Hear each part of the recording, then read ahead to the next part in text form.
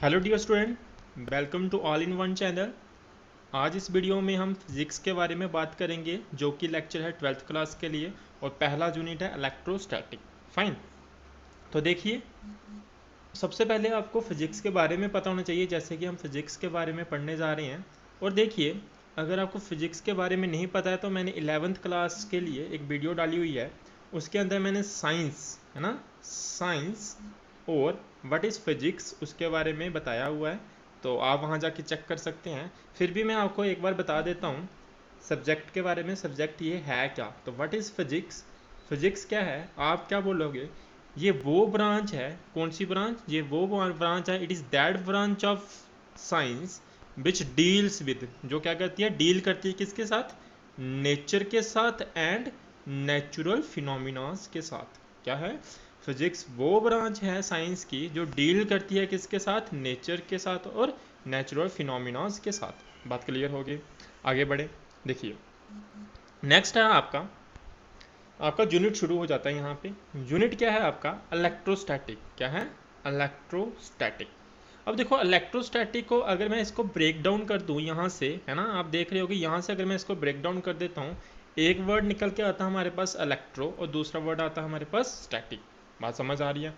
Electro से क्या मतलब समझ सकते हैं ना। इलेक्ट्रो अगर देखो तो ये वर्ड क्या दिख रहा है आपको, इलेक्ट्रॉन। क्या दिख रहा है आपको, इलेक्ट्रॉन। अगर ये इलेक्ट्रॉन है तो बेसिकली इलेक्ट्रॉन होता क्या है आपका, चार्ज। और यहाँ पे स्टैटिक वर्ड है, स्टैटिक का मतलब क्या होता है, स्टेशनरी, या मैं क्या बोल सकता हूँ, रेस्ट। बात समझ आ रही है।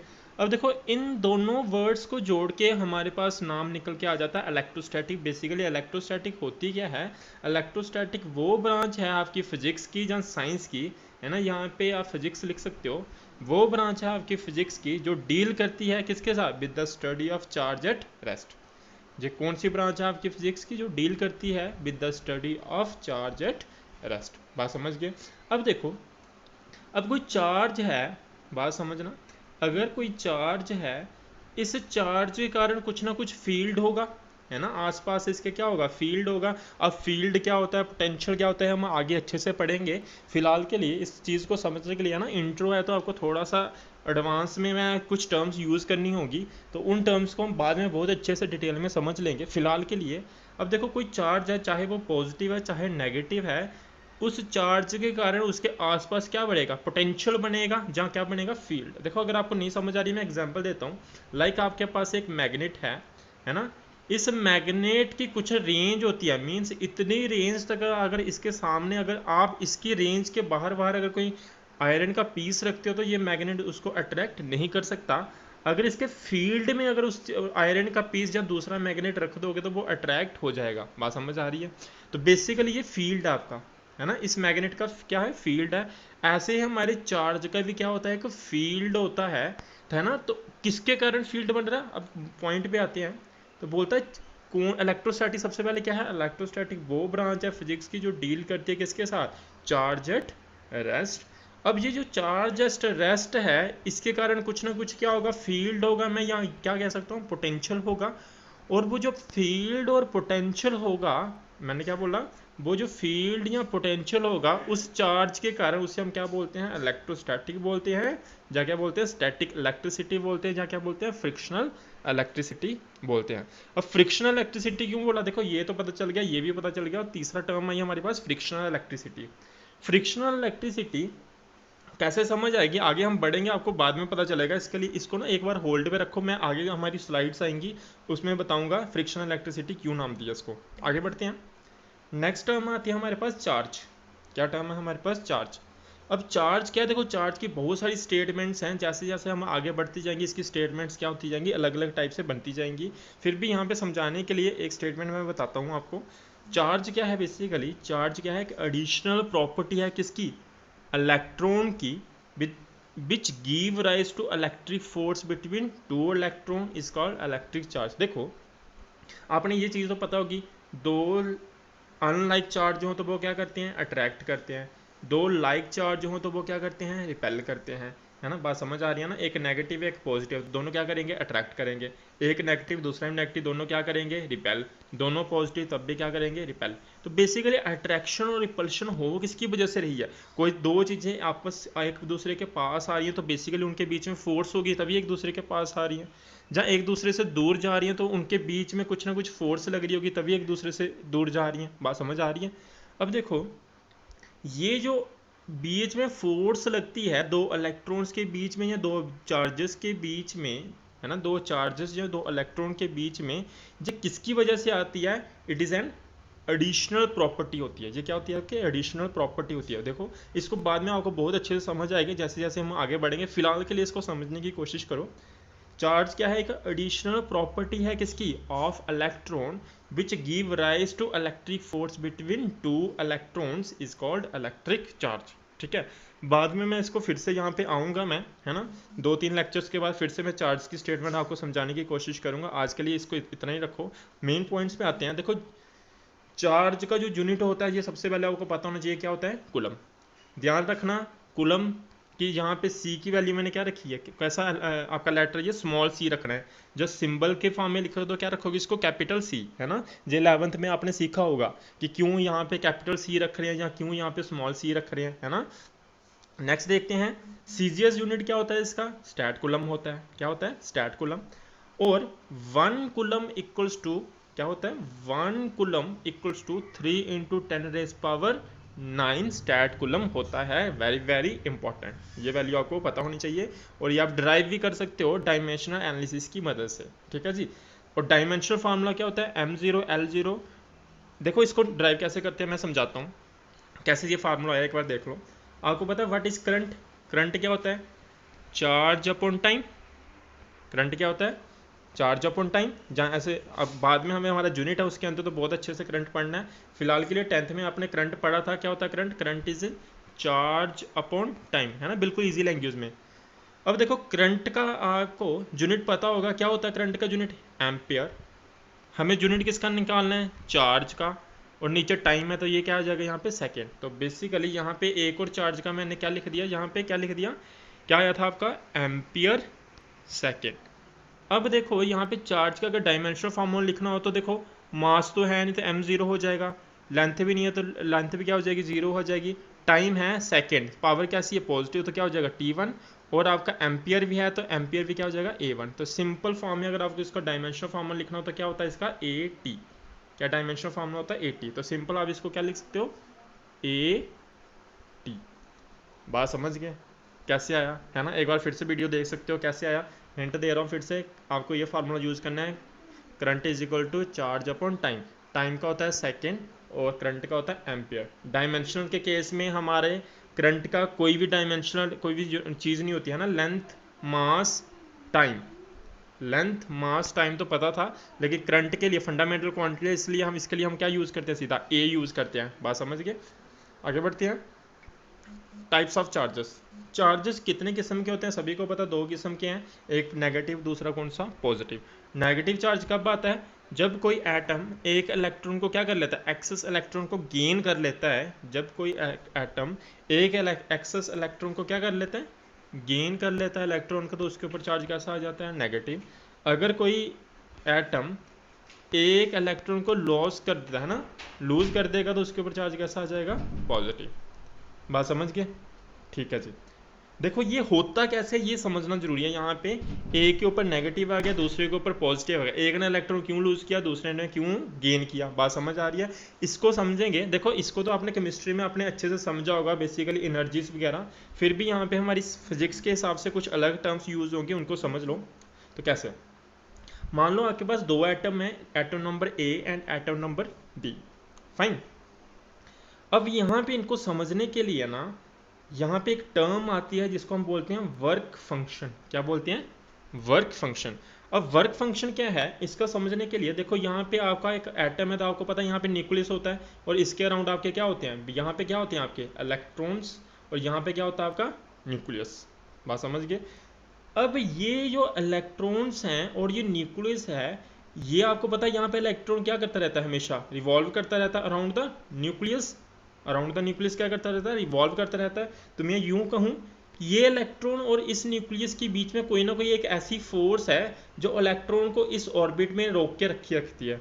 क्या बोला मैंने, यहाँ पे जो न्यूक्लियस है, इस न्यूक्लियस और इस इलेक्ट्रॉन के बीच में कोई ऐसी फोर्स है जो इस इलेक्ट्रॉन को इस ऑर्बिट में बनाए रखती है। बात समझ आ रही है। अब कोई फोर्स है तो कोई फोर्स किसकी वजह से आई होगी, एनर्जी की वजह से आई होगी। और एनर्जी आपको पता होगा, एनर्जी और वर्क क्या है भाई, एनर्जी आई है तो कोई ना कोई उसको क्या करना पड़ा होगा, वर्क करना पड़ा होगा। बात समझ आ रही है। एनर्जी और वर्क क्या है, एक साथ चलते हैं। तो यहाँ पे हमारे पास क्या है, वर्क फंक्शन क्या है, बेसिकली वर्क फंक्शन कैसे पता चला हमें, हमें पता है एक इलेक्ट्रॉन न्यूक्लियस के बीच में कुछ ना कुछ फोर्स होगी, एक इलेक्ट्रॉन न्यूक्लियस के बीच में कुछ ना कुछ फोर्स होगी। और ये फोर्स कैसे आई होगी, कोई काम करने की वजह से आ रही होगी। तो ये काम कैसे हो रहा है, कोई ना कोई हमें क्या करनी पड़ रही है, एनर्जी लगानी पड़ रही है। तो ये जो वर्क है, इसी वर्क को हम क्या बोल देते हैं, वर्क फंक्शन बोल देते हैं।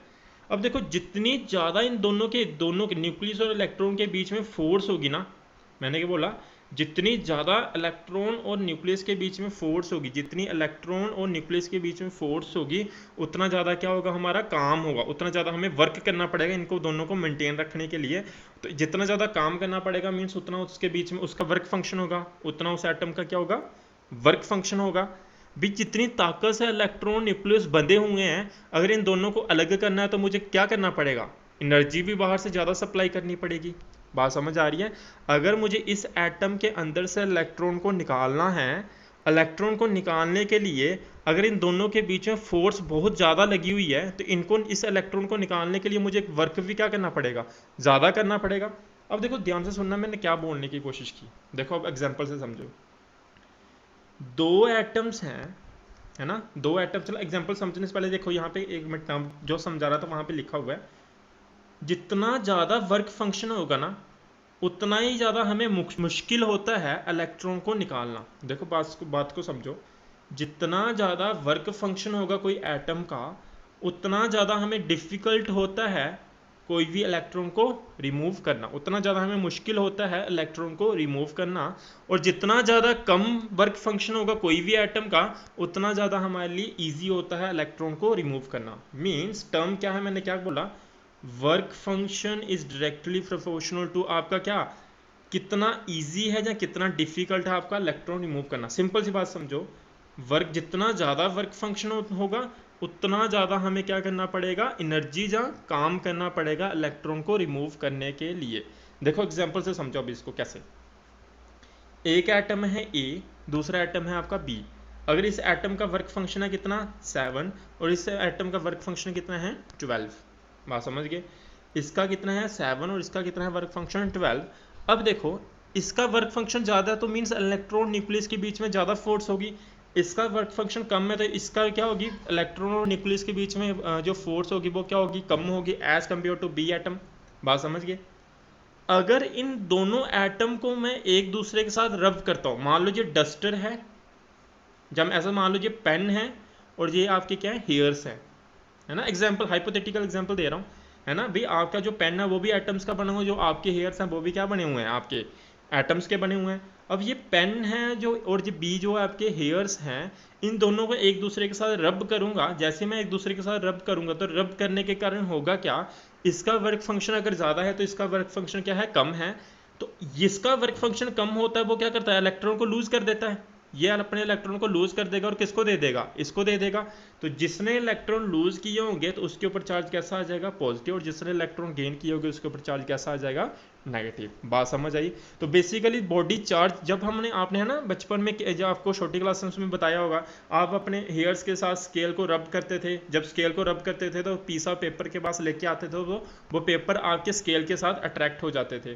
कैसे होता था, बेसिकली आपका स्केल क्या हो जाता था, चार्ज हो जाता था। क्या हो जाता था, चार्ज हो जाता था। कैसे चार्ज होता था, वर्क फंक्शन वहां पे काम आता था। वर्क फंक्शन जिसका ज़्यादा होगा वो कैसा चार्ज हो जाता है, नेगेटिव। डायरेक्टली याद रख सकते हो, जिसका वर्क फंक्शन ज़्यादा होगा वो नेगेटिवली चार्ज हो जाता है, और जिसका वर्क फंक्शन कम होता है वो कैसा चार्ज हो जाता है, पॉजिटिवली चार्ज हो जाता है। या मैं ये कह सकता हूँ, जिसका वर्क फंक्शन कम होता है वो इलेक्ट्रॉन को लूज कर देता है, और जिसका वर्क फंक्शन ज़्यादा होता है वो इलेक्ट्रॉन को क्या कर लेता है, गेन कर लेता है। बात समझ गए। आगे बढ़े। देखो ये सारी टर्म्स जो मैंने समझाई ये पता चल गया। एक बार मैं रिवाइज करवा देता हूँ।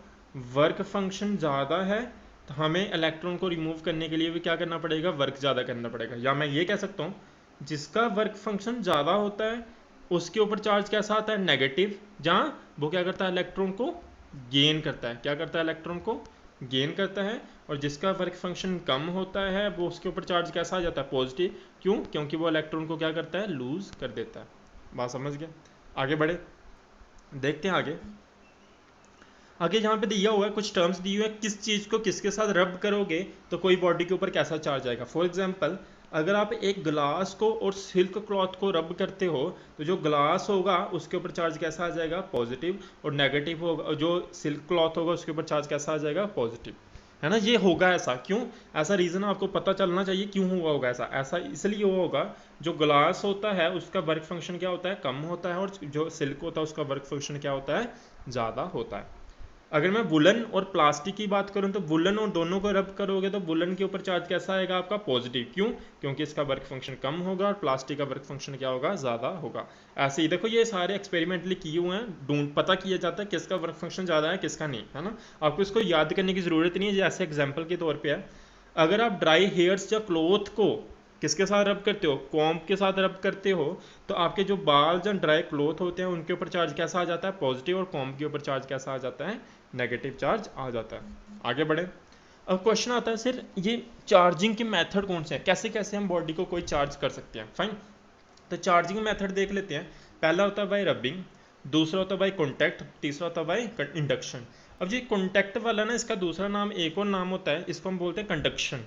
क्या बोलते हैं, कंडक्शन। समझते हैं, चलो देखो, इसको कॉन्टैक्ट को इसको ठीक कर लेना। कॉन्टैक्ट की जगह आप क्या लिख सकते हो, कंडक्शन लिख सकते हो।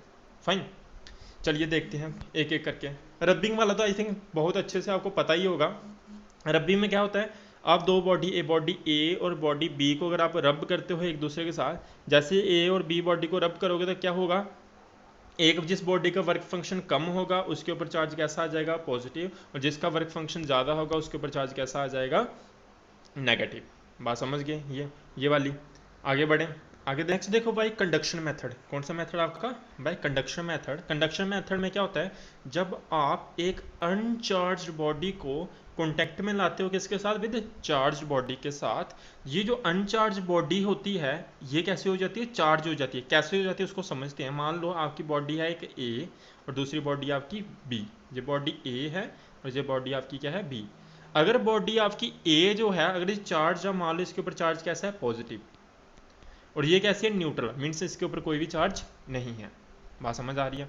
अब जैसे ही मैं इस बॉडी को इसके कॉन्टैक्ट में लाऊंगा, कॉन्टैक्ट में लाने के कारण जो पॉजिटिव चार्ज क्या कर जाएगा, इस बॉडी के ऊपर आ जाएगा। सारा का सारा चार्ज क्या आ जाएगा, इस बॉडी के ऊपर आ जाएगा। तो बेसिकली ये बॉडी भी क्या हो जाएगी आपकी, चार्ज हो जाएगी। कैसे चार्ज हुई, बाय कंडक्शन। चार्ज क्या कर गया, कंडक्ट कर गया इस बॉडी से इस बॉडी के ऊपर। बात समझ गए।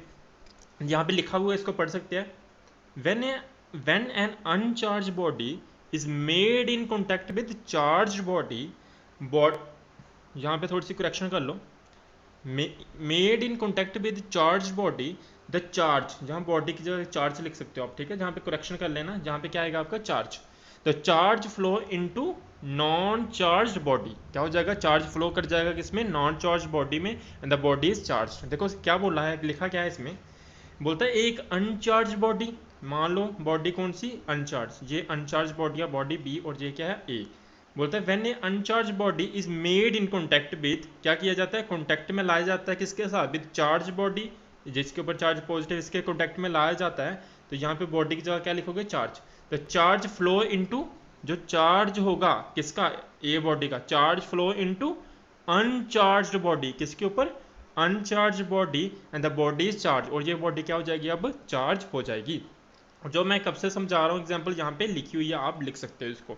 फाइन, नेक्स्ट देखते हैं हम। नेक्स्ट क्या है हमारा, बाय इंडक्शन, और जो कि बहुत ज़्यादा इंपॉर्टेंट है, इसको हम आगे बहुत ज़्यादा जगह यूज़ करेंगे, इसको समझना बहुत ज़्यादा जरूरी है, ठीक है। तो बाय इंडक्शन मेथड, तीसरा मेथड कौन सा हमारा, बाय इंडक्शन मेथड, इसको ध्यान से समझना, ठीक है। अब देखो इंडक्शन मेथड में होता क्या है, ये समझो। मान लो एक बॉडी है जी, आपका कंडक्टर है ना, ध्यान से, ये आपका क्या है, कंडक्टर है, और इसको मैंने किस पे लगाया हुआ है, इंसुलेटेड बॉडी के ऊपर रखा हुआ है। फाइन।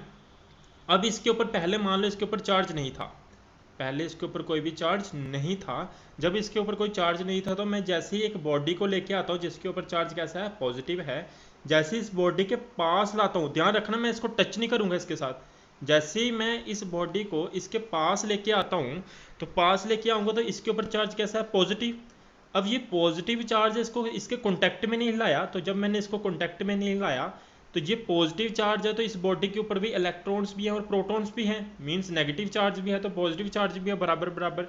अब जैसे ये पॉजिटिव चार्ज इसके सामने आएगा तो सारा का सारा भी, आपको पता ना पॉजिटिव और नेगेटिव एक दूसरे को अट्रैक्ट करते हैं, तो जैसे ही ये पॉजिटिव चार्ज इसके सामने आएगा सारा का सारा नेगेटिव चार्ज क्या हो जाएगा, इस तरफ अट्रैक्ट हो जाएगा। क्या बोला मैंने, जो पॉजिटिव चार्ज सारे के सारे इलेक्ट्रॉन अपनी तरफ अट्रैक्ट कर लेगा, मीन सारे इलेक्ट्रॉन्स कहाँ इकट्ठे हो जाएंगे, इस तरफ, और सारे के सारे पॉजिटिव चार्ज किधर चले जाएंगे, इधर। क्यों, क्योंकि पॉजिटिव चार्ज पॉजिटिव को क्या करेगा, रिपेल करेगा, और रिपेल करने का कारण पॉजिटिव चार्ज किस तरफ आ जाएगा, इस तरफ आ जाएगा। बात समझ आई, मैंने फिर से बताता हूँ, जहाँ पॉजिटिव चार्ज है, पॉजिटिव चार्ज इलेक्ट्रॉन्स को अपनी तरफ अट्रैक्ट करते हैं, नेगेटिव चार्ज इधर आ जाएगा, और पॉजिटिव चार्ज इसको रिपेल करेगा और पॉजिटिव चार्ज कहाँ चला जाएगा, इस तरफ चला जाएगा। अब नेक्स्ट स्टेप में क्या करते हैं, इस बॉडी को हम यहाँ पे मेंटेन रखेंगे, यहाँ पे एक वायर यानी कि कंडक्टर लाएंगे, और इस कंडक्टर को क्या कर देंगे, हम अर्थ कर देंगे। जैसे कंडक्टर को अर्थ कर देंगे, और आपको पता होना चाहिए हमारी अर्थ ये क्या है, गुड कंडक्टर ऑफ चार्ज, क्या है, गुड कंडक्टर ऑफ चार्ज। जैसे ही मैंने इसको अर्थ किया, अर्थ करने के कारण सारा का सारा पॉजिटिव चार्ज क्या कर जाएगा, अर्थ हो चला जाएगा, क्या चला जाएगा, अर्थ में चला जाएगा, और धीरे धीरे ये चार्ज आपका अर्थ में जा रहा होगा। जैसे सारा पॉजिटिव चार्ज कहाँ चला जाएगा, अर्थ में चला जाएगा, तो हम इस वायर को क्या कर देंगे, डिस्कनेक्ट कर देंगे। जैसे सारा पॉजिटिव चार्ज अर्थ में चला जाएगा, हम इस वायर को क्या कर देंगे, डिस्कनेक्ट कर देंगे। अब जैसे ही हम डिस्कनेक्ट कर देते हैं और इस बॉडी को दूर ले जाते हैं, तो ये सारा का सारा नेगेटिव चार्ज इस बॉडी के ऊपर यूनिफॉर्मली क्या हो जाता है, डिस्ट्रीब्यूट हो जाता है। इसी तरह से हमारी बॉडी क्या होगी, चार्ज होगी, ये बॉडी हमारी क्या होगी, चार्ज होगी। बात समझ आई कि नहीं आई।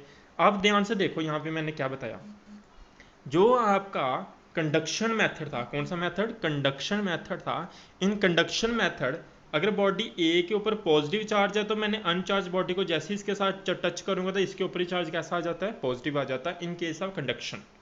लेकिन इंडक्शन में क्या होता है, ये ध्यान रखना, इंडक्शन में क्या होता है, मैंने पॉजिटिव बॉडी इसके पास लाई, टच नहीं की इसके साथ, पर जैसे मैं इसके पास लेकर आया तो आफ्टर इंडक्शन के बाद इसके ऊपर चार्ज कैसा आ गया, नेगेटिव आ गया।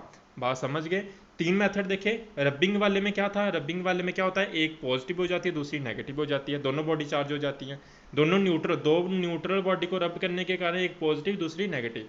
सेकंड मेथड देखा हमने कंडक्शन, कंडक्शन क्या होता है, एक बॉडी चार्ज होती है, जो एक बॉडी के ऊपर चार्ज होता है, जस्ट आफ्टर कंडक्शन दूसरी बॉडी के ऊपर भी वही चार्ज आ जाता है। अगर ये इसके ऊपर पॉजिटिव था तो दूसरी के ऊपर भी पॉजिटिव आ जाएगा, पहली पे नेगेटिव था दूसरी पे क्या आ जाएगा, नेगेटिव। तीसरा देखा हमने इंडक्शन, जैसे एक चार्ज बॉडी अगर ये पॉजिटिव है तो दूसरी के ऊपर कैसा आ जाएगा, नेगेटिव, अगर ये नेगेटिव होती तो इसके ऊपर चार्ज कैसा आ जाता, पॉजिटिव आ जाता। ये होता है आपका इंडक्शन मेथड। बात समझ गए। इंडक्शन याद रखना, जो जिस बॉडी को, जो चार्ज बॉडी होती है, बिल्कुल ऑपोजिट चार्ज दूसरी बॉडी के ऊपर आता है, इसको दिमाग में रखना हमेशा। नेक्स्ट देखते हैं, ये सारी बातें आप समझ गए होंगे, मैं यहाँ पे एक बार फिर से बता देता हूँ। पहला क्या है, रबिंग, रबिंग के कारण एक के ऊपर पॉजिटिव दूसरे के ऊपर नेगेटिव, पहले न्यूट्रल होती है दोनों के पहले दोनों क्या होती है, न्यूट्रल, आफ्टर रबिंग एक के ऊपर पॉजिटिव दूसरे के ऊपर नेगेटिव। दूसरा क्या देखा हमने, कंडक्शन, कंडक्शन में क्या होता है, अगर एक बॉडी के ऊपर चार्ज पॉजिटिव है तो दूसरी न्यूट्रल के जैसे मैं टच करूंगा तो उसके ऊपर चार्ज कैसा आ जाएगा, पॉजिटिव, अगर दूसरी के ऊपर इसके ऊपर नेगेटिव होता तो इसके ऊपर क्या आ जाता, नेगेटिव आ जाता। तीसरी देखो, तीसरा का क्या देखना हमने, इंडक्शन, इंडक्शन में क्या होता है, इंडक्शन में क्या होता है बताओ, अगर एक body charge body positive charge body लाता हूं तो दूसरी बॉडी के ऊपर कैसा चार्ज आता है, नेगेटिव, अगर नेगेटिव लाता उसके अनचार्ज के पास तो उसके ऊपर कैसा जाता, पॉजिटिव। बात समझ गए। आगे बढ़े, आगे देखो, एक हमारे पास इंस्ट्रूमेंट होता है जिसका नाम है क्या, गोल्ड लीफ इलेक्ट्रोस्कोप। क्या नाम है, gold leaf electroscope. Gold leaf electroscope का देखो एब्रीविएशन क्या होता है, GLE, क्या होता है, GLE। बट इस gold leaf electroscope, gold leaf electroscope basically है क्या, इट इज एन इंस्ट्रूमेंट। ये क्या है, एक आपका इंस्ट्रूमेंट है जो कि यूज किया जाता है किसके लिए, for detecting the presence of electric charge and it's polarity. Means कोई भी बॉडी के ऊपर अगर चार्ज है कि नहीं है, अगर वो मुझे पता करना है तो किसकी मदद से पता चलता है? हमें GLE की मदद से पता चलता है। एक इंस्ट्रूमेंट है जिसका नाम है GLE, जो हमें बताता है कि आपका इलेक्ट्रिक चार्ज है कि नहीं है। अगर है तो कैसा है, पॉजिटिव है कि नेगेटिव है। तो बेसिकली क्या बताता है, उस चार्ज की पोलैरिटी भी बताता है। दो काम करता है, एक तो पोलैरिटी बताता है, दूसरा क्या बताता है, कोई बॉडी चार्ज है कि नहीं। बात समझ गए। और क्या है, it is also use for measuring potential difference. ये किस लिए यूज किया जाता है? पोटेंशियल डिफरेंस को मेजर करने के लिए भी इसका यूज किया जाता है। अब आज की हम ये लास्ट टॉपिक डिस्कस करेंगे, प्रॉपर्टीज ऑफ इलेक्ट्रिक चार्ज। क्या है आपकी प्रॉपर्टीज ऑफ इलेक्ट्रिक चार्ज? देखो यहाँ पे मैंने 5 प्रॉपर्टीज लिखी हैं, ऐसे काफ़ी सारी प्रॉपर्टीज हैं। इनको हम डिटेल में बाद में डिस्कस करेंगे। फिलहाल के लिए इनके नाम बताते हैं। एक होती है आपकी क्वांटाइजेशन ऑफ इलेक्ट्रिक चार्ज, दूसरी होती है आपकी एडिटिविटी ऑफ चार्ज, तीसरी होती है आपकी conservation of electric charge, fourth है आपकी charge is invariant, and fifth is like charge repel each other and unlike charge attract each other. भाई चार्जेस इनवेरिएंट मैं यहाँ पे एक बार बता देता हूँ। चार्जेस इनवेरिएंट का मतलब क्या है? एक टर्म होती है आपकी वेरिएंट और दूसरी होती है इनवेरिएंट। वेरिएंट का मतलब चेंज होना और इनवेरिएंट का मतलब चेंज नहीं होना। बात समझ के। कोई भी ऐसी चीज, देखो एग्जांपल देता हूं मैं, जैसे मास है आपका, मास जो होता है वो वेलोसिटी के साथ क्या होता जाता है? चेंज होता जाता है। मास आपका क्या करता है? वेलोसिटी के साथ चेंज होता है। इसलिए हम कहते हैं जो मास होता है आपका वो कैसी क्वांटिटी है आपकी? It is a variant quantity. कैसी क्वांटिटी आपकी? वेरिएंट क्वांटिटी है। लेकिन जो आपका चार्ज है ये आपका क्या है? इनवेरिएंट। ये क्या है आपका? इनवेरिएंट। कैसे इनवेरिएंट है? मान लो आपके पास एक बॉडी है ए, इसके ऊपर मान लो 10 कूलम चार्ज है। कितना चार्ज है इसके ऊपर? 10 कूलम चार्ज है। तो अगर ये 10 की स्पीड से चल रही होगी, 10 किलोमीटर पर सेकंड की स्पीड से चल रही है, अगर ये 10 किलोमीटर पर सेकंड की स्पीड चल रही होगी तब भी इसके ऊपर 10 कूलम चार्ज रहेगा। अगर इसको मैं कितना हाइपोथेटिकली 1000 किलोमीटर पर सेकंड की स्पीड से चलाने लगूँ इस बॉडी को, इसके ऊपर भी चार्ज कितना रहेगा? 10 कूलम ही रहेगा। देखिए मैंने हाइपोथेटिकल एग्जाम्पल दिया आपको, तो बात समझने की कोशिश करना। क्या कह रहा हूँ मैं? आपका जो चार्ज होता है वो वेलोसिटी या स्पीड के ऊपर डिपेंड नहीं करता है। इसलिए हम बोलते हैं चार्ज जो आपका होता है वो क्या होता है? इनवेरिएंट होता है। बात समझ गए? ये आई थिंक ये बात समझ आ गई होगी। अगर आपको वीडियो अच्छी लगी है तो लाइक कीजिए, शेयर कीजिए अपने फ्रेंड्स के साथ और चैनल को सब्सक्राइब कर लीजिए। फाइन। नीचे आपको आइकन दिख रहा होगा रेड कलर का, उसके ऊपर क्लिक करना, वो कैसा हो जाएगा? वाइट कलर का हो जाएगा। फाइन। उसके ऊपर क्लिक करना ताकि मैं न्यू वीडियोस डालूं तो आपको पता चल जाए। आज के लिए इतना ही रखते हैं। Thank you. Have a nice day.